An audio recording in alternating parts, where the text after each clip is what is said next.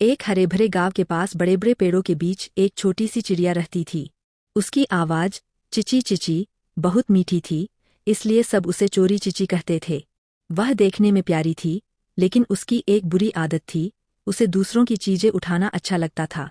कभी वह घरों की छत से चावल के दाने ले जाती, कभी दुकानों से गेहूं, और कभी बच्चों के हाथ से बिस्कुट का टुकड़ा। गांव के लोग पहले तो हंसते थे, लेकिन धीरे धीरे परेशान होने लगे। फिर भी कोई उसे पकड़ नहीं पाता था, क्योंकि चोरी चिची बहुत फुर्तीली थी। गांव में एक बूढ़ी अम्मा भी रहती थीं, जो रोज चिड़ियों के लिए दाना रखती थीं। चोरी चिची वहां भी आती थी, पर कई बार वह चुपके से सारा दाना उठा लेती थी। अम्मा ने देखा, पर कुछ नहीं कहा। एक दिन तेज बारिश और आंधी आई। हवा इतनी तेज थी कि चोरी चिची का घोंसला टूटकर नीचे गिर गया। उसके जमा किए सारे दाने बह गए। वह भूख और डर से कांपने लगी। उस समय उसे समझ आया कि उसने कभी किसी का भरोसा नहीं जीता, इसलिए आज वह अकेली है।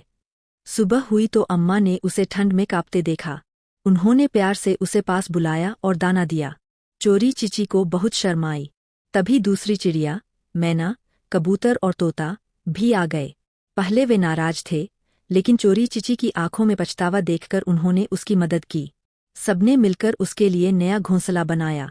उस दिन के बाद चोरी चिची बदल गई।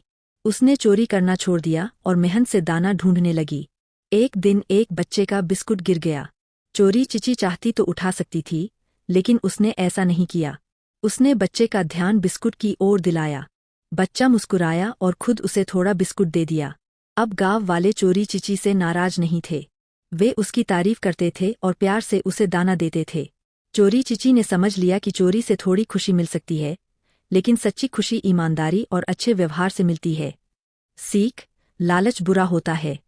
गलती समझकर खुद को बदल लेना ही सच्ची समझदारी है।